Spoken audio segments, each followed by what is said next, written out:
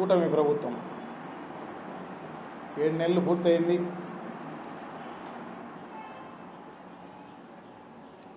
ఏడు నెలల్లో ప్రజలకు నష్టం తప్ప వాళ్ళకు మేలు చేసిన పరిస్థితి లేదు. ఉద్యోగస్తుల జీతాలు అది కూడా 4-5 రోజులు లేటుగా, ముసలిళ్ళు వితంతువులకు సంబంధించిన పెన్షన్లు, ఇది తప్ప వేరే ఏం లేదు. సో దాదాపు 1,00,000 కోట్లు అప్పు తీసుకొచ్చి ఈ 7 నెలల్లో చేసింది ఈ నిర్వాకం తప్ప ఏమీ లేదు. ఒక్క మేనిఫెస్టోలో చెప్పింది ఎలక్షన్లకు ముందు ఒక్కటి అమలు చేసిన పరిస్థితి కూడా లేదు. ఇంకొక దానికి ఇప్పుడు మంగళం పాడేదానికి ముందుకు రావడం జరిగింది. ఏమంటే నిన్ననే ఆరోగ్య శాఖ మంత్రి సత్యకుమార్ గారు ప్రభుత్వం యొక్క అభిప్రాయాన్ని చెప్పడం జరిగింది. ఏమంటే ఆరోగ్యశ్రీ ప్రైవేట్ పరం చేస్తున్నాం, ఒక ప్రైవేట్ ఇన్సూరెన్స్ కంపెనీకి ఇస్తాం, 2.5 లక్షల వరకు ఇన్సూరెన్స్ కంపెనీ చూస్తుంది, మిగతాది ఎన్టీఆర్ ఆరోగ్య ట్రస్ట్ ద్వారా ఇస్తారు అని చెప్పేసి చాలా దారుణం. అంటే దీంట్లో ప్రజలతో ఆడుకునే కార్యక్రమమే. ఎందుకంటే ఆరోగ్యశ్రీ అనేది ప్రజల ఆరోగ్యంతో ఆడుకునే కార్యక్రమమే చేయడం జరుగుతుంది. చలకాటం ఆడే కార్యక్రమం చేస్తున్నారు వాళ్ళు. రాజశేఖర రెడ్డి గారు, వైఎస్ రాజశేఖర రెడ్డి గారు దివంగత నేత, మహానేత. ఆయన ఎంతో ప్రజలకు ఉపయోగపడాలి, ప్రజలకందరికీ కూడా. ఎందుకంటే బీదవాళ్ళు కూడా మల్టీనేషనల్ హాస్పిటల్లో, సూపర్ స్పెషాలిటీ హాస్పిటల్స్లో చూపించుకునే భాగ్యాన్ని కలగజేయాలి, ప్రతి ఒక్కరికి ఆరోగ్యం బాగా ఉండాలి అని చెప్పేసి ఆశించి ఆయన రాజీవ్ ఆరోగ్యశ్రీ ప్రవేశపెట్టడం జరిగింది. దాన్ని మెరుగులు దిద్ది జగన్మోహన్ రెడ్డి గారు అప్పుడున్న 1078 జబ్బులకు యాడ్ చేసి 3,000 చిల్లర జబ్బులను ఆరోగ్యశ్రీలో కలిపి, సో అదే ఇంకా బాగా ప్రజలకు ఉపయోగపడే విధంగా చేసే కార్యక్రమం చేయడం జరిగింది. అదే కాకుండా వైఎస్ఆర్ ఆరోగ్య ఆసరా పేరుతోటి ఆపరేషన్ చేసిన వాళ్ళకి రెస్ట్ టైం, ఆ జబ్బుకు సంబంధించి ఎంత రెస్ట్ అవసరం ఉందో అంత రెస్ట్ టైంకి కూడా డబ్బులు ఇచ్చి మరీ డిశ్చార్జ్ చేసిన పరిస్థితి హాస్పిటల్ నుంచి. చూడండి, అంత బాగా తండ్రి కొడుకులు ఇద్దరు కూడా, రాజశేఖర రెడ్డి గారు, జగన్మోహన్ రెడ్డి గారు అంత బాగా ప్రజల ఆరోగ్యం గురించి పట్టించుకుంటే, ఇప్పుడున్న ప్రభుత్వము గతంలో కూడా అంతే. గతంలో కూడా చంద్రబాబు నాయుడు గారు అధికారంలో ఉన్నప్పుడు ఆరోగ్యశ్రీని నిర్వీర్యం చేయడం జరిగింది. సో ఇప్పుడు మళ్ళీ అదే కార్యక్రమం చేస్తున్నారు అన్నమాట. ఇన్సూరెన్స్ కంపెనీలకు, అది కూడా ఇన్సూరెన్స్ కంపెనీ కూడా నారా లోకేష్ గారి సన్నిహితులకు సంబంధించిన ఇన్సూరెన్స్ కంపెనీలు. చూడు, దానివల్ల కూడా మళ్ళీ లాభం సంపాదించే కార్యక్రమం. అంటే ఇసుక నుంచి కూడా తైలం తీయవచ్చని గతంలో పెద్దలు చెప్పేవాళ్ళు అన్నమాట. సో అంతకంటే తెలివి ఎక్కువ ఇక్కడ. సో దాంట్లో కూడా బిజినెస్ చేసే కార్యక్రమం అన్నమాట ఆ ఇన్సూరెన్స్ కంపెనీ.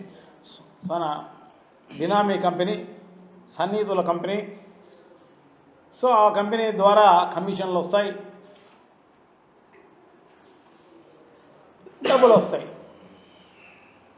ప్రజలేమో చాలా ఇబ్బంది. 2.5 లక్షకు ఇన్సూరెన్స్ ఉంటే ఆ ఇన్సూరెన్స్ కంపెనీకి అప్లై చేయాలి. ఇంతకుముందు ఆరోగ్యశ్రీ నెట్వర్క్ హాస్పిటల్లో ఎక్కడికి పోయినా, ప్రైవేట్ హాస్పిటల్ కానీ గవర్నమెంట్ హాస్పిటల్ కానీ ఎక్కడికి పోయినా కూడా ఇమ్మీడియట్గా వాళ్లకు రషప్ అయిపోయి వాళ్ళకు వైద్యం దొరికేది. ఇప్పుడు ఇన్సూరెన్స్ కంపెనీకి తెలియజేయాలి, ఆ ఇన్సూరెన్స్ కంపెనీ వాడు వచ్చి చూడాలి, వచ్చి వాడు ఫోటో ఎత్తుకొని వాళ్ళ పై ఆఫీసర్లకు తెలియజేసి వాళ్ళు అక్కడి నుంచి అప్రూవల్ వచ్చి ఇదంతా జరిగి చేసేపాటికి పుణ్యకాలంలో తప్పిపోతుంది. పుణ్యకాలంలో అంతా పోతుంది. కొన్ని గోల్డెన్ అవర్స్ అనేది ఎక్కడైనా యాక్సిడెంట్ జరిగినా ఇంకొకటి జరిగినా గోల్డెన్ అవర్స్ అనేది ఉంటుంది. అంటే 1 గంటనో 2 గంటల్లో హాస్పిటల్లో చేరితే బతికేదానికి అవకాశం ఉంటుంది. అటువంటిది ఈ రకంగా చేస్తే దారుణం. ప్రజలకు నిజంగా కూడా చాలా నష్టం జరుగుతుంది. ఖచ్చితంగా చంద్రబాబు నాయుడుకి బుద్ధి చెప్పే రోజు వస్తుంది. హైబ్రిడ్ మోడ్లో చేయాలనేది ఇన్సూరెన్స్ కంపెనీతో వాళ్ళ ఉద్దేశం. సో అదే కాదు, ఈ ఆరోగ్యశ్రీ కాదు, ఇప్పుడు 107 చూస్తే చాలా దారుణం.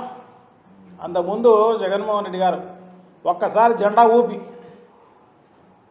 దాదాపు 1080 ఎన్నో అన్ని ఒక్కసారి. ఎందుకంటే గతంలో అంతా కూడా రాజశేఖర రెడ్డి గారు పెట్టిన అంబులెన్స్లే ఉండేటి 108. సో దాని తర్వాత రీప్లేస్ చేసిన వాళ్ళు ఎవరు లేరు. ఇంకా అయ్యే చంద్రబాబు నాయుడు గారి పరిపాలన వరకు కూడా ఆ రకంగానే అయ్యే మెయింటైన్ చేసిన పరిస్థితి. అంటే దాదాపు 10-12 ఏళ్ళు అవి పనిచేస్తాయి. అన్నీ కూడా స్క్రాబ్లో ఎక్కడైనా మెకానిక్ షెడ్లలో ఉండేటి. అటువంటి ఈ పరిస్థితుల్లో జగన్మోహన్ రెడ్డి గారు మళ్ళా అధికారం లేకొచ్చి అన్ని కొత్త అంబులెన్సులు విజయవాడలో జెండా ఊపి ఇనాగ్రేట్ చేసిన పరిస్థితి అన్నమాట. చూడండి ఎంత ప్రజలపైన ఆరోగ్యం పైన ఎంత మంచి దృష్టి ఉంది వైఎస్ఆర్ కాంగ్రెస్ పార్టీకి అని చెప్పి తెలియజేసుకుంటూ, కానీ ఇప్పుడు ప్రజలతో ఆరోగ్యంతో చెలగాటలాడే కార్యక్రమం చేస్తున్న తెలుగుదేశం పార్టీకి ఖచ్చితంగా బుద్ధి చెప్పే రోజు డెఫినెట్గా వచ్చే కార్యక్రమం జరుగుతుంది. సో ఇదే కాదు, ఇంకా కూడా అన్నీ మేనిఫెస్టోలో చెప్పినట్టు కూడా ఇంటింటికి పోయి నీకు 15,000 అని చెప్పేసి అమ్మఒడి అనేది ఎంతమంది ఉంటే అంతమందికి. నీకు 2 పిల్లలు ఉంటే 30,000, 4 పిల్లలు ఉంటే 60,000, ఇంకా ఎవరినైనా పుట్టించుకోండి ఇంకా 75,000 వస్తుంది అని చెప్పిన పరిస్థితి అన్నమాట.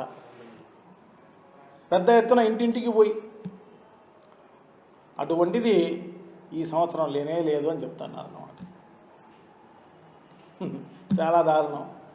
అలాగే రైతు భరోసా అనేది కరెక్ట్గా ఇచ్చేవాడు జగన్మోహన్ రెడ్డి గారు. అంటే కేంద్ర ప్రభుత్వం నుంచి వచ్చే 6,000 డబ్బుతో కలిపి ఈయన మిగతా డబ్బులు వేసి 13,500 రూపాయలు కరెక్ట్గా ఇచ్చేవాడు పెట్టుబడి కింద రైతులకు. సో అటువంటిది ఈరోజు 20,000 ఇస్తానని చెప్పి వాళ్ళకు మోసం చేసి ఇంతవరకు ఖరీఫ్ పోయింది, ఇప్పుడు రబీ కూడా పోయింది, ఈ సంవత్సరం అయిపోయింది.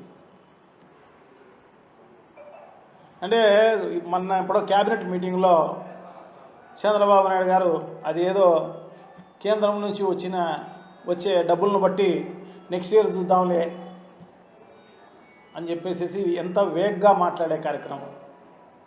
మేనిఫెస్టోలో చెప్తే మేనిఫెస్టోనే భగవద్గీతగా, మేనిఫెస్టోగానే ఖురాన్గా, బైబిల్గా అంత బాధ్యతాయుతంగా వైఎస్ఆర్ కాంగ్రెస్ పార్టీ పనిచేస్తే ఇప్పుడు మేనిఫెస్టోను చెత్తబుట్టల్లో వేస్తారని గతంలో చంద్రబాబు నాయుడు గారు గతంలో కూడా అట్లాగే చేయడం జరిగింది. సో దాన్ని కంటిన్యూ చేస్తూ ఇప్పుడు కూడా అదే కార్యక్రమమే అన్నమాట. ప్రజలంటే లెక్కలేదు. అబద్ధాలు చెప్పినా, ఇంకొకటి చెప్పినా, మోసం చేసినా మర్చిపోతారులే, మళ్ళా మనల్ని ఎన్నుకుంటారు అని చెప్పేసి అనుకుంటున్న పరిస్థితి. సో తప్పకుండా నీ నీ నీ క్యాలిక్యులేషన్ తప్పు. ఖచ్చితంగా నీకు బుద్ధి చెప్పే కార్యక్రమం తప్పకుండా జరుగుతుందన్నమాట. అన్నీ మోసమే, నిరుద్యోగులకు మోసమే, అందరికీ డబ్బులు ఇస్తామని చెప్పి, వాళ్ళకు ఉద్యోగాలు ఇస్తామని చెప్పి, మెగా డిఎస్సి అని చెప్పి, మెగా డిఎస్సి ఇంతవరకు లేదు, ఉద్యోగాలు అస్సలు లేవు, నిరుద్యోగ వృత్తి అంతకన్నా లేదు, ఉన్న వాలంటీర్ల ఉద్యోగాలు కూడా మనం తీసేసే కార్యక్రమం చేయడం జరిగింది. 10,000 రూపాయలు ఇస్తామని చెప్పినాం వాలంటీర్లకు, ఏం చేసినాం? వాళ్ళ ఉద్యోగాలు ఊడబెరికాం. మోసం, దగ, ఇంత దారుణమైన ప్రభుత్వాలు, ఇంత దారుణమైన పార్టీలు, ఇంత దారుణమైన మనుషులను ఎక్కడ చూసిండారు ప్రపంచంలో? ఇక్కడ మాత్రమే చేస్తారు. అన్నీ మోసమే. కరెంటు బిల్లు కొట్టుకుంటే ఈరోజు షాక్ కొట్టే కార్యక్రమం జరుగుతుంది. ట్రూ యాప్ ఛార్జెస్ అసలు లేవు, అసలు తీసుకోం, ట్రూ యాప్ ఛార్జెస్ ఉండేది కూడా తగ్గించేస్తాం అని గొప్పలు చెప్పి ఈరోజు 15,780 కోట్ల రూపాయలు భారం మోపే కార్యక్రమం చేస్తున్నారు. ప్రతి బిల్లు పైన 500 నుంచి 600 రూపాయలు ఒక్కొక్క కరెంటు బిల్లు పైన ఎక్కువ వచ్చే కార్యక్రమం జరుగుతుంది. ఇప్పుడు ప్రజలు వాళ్ళు ఏమనలేరు, ప్రజలు ఏమీ చెప్పలేరు, చెప్పుకోలేరు కూడా. క్వశ్చన్ చేసే మనస్తత్వం ఉంటే ఖచ్చితంగా చొక్కాలు పట్టుకునే కార్యక్రమం జరుగుతుంది. ఆ మనస్తత్వం లేక మీరు బతికిపోతే కార్యక్రమం జరుగుతుందన్నమాట. భవిష్యత్తులో ఖచ్చితంగా ఆ రోజుకు దగ్గర పడుతున్నాయి. ఖచ్చితంగా భవిష్యత్తులో అది ఎదురు చూసే కార్యక్రమం జరుగుతుందన్నమాట. దారుణమైన మోసం చేసే కార్యక్రమం.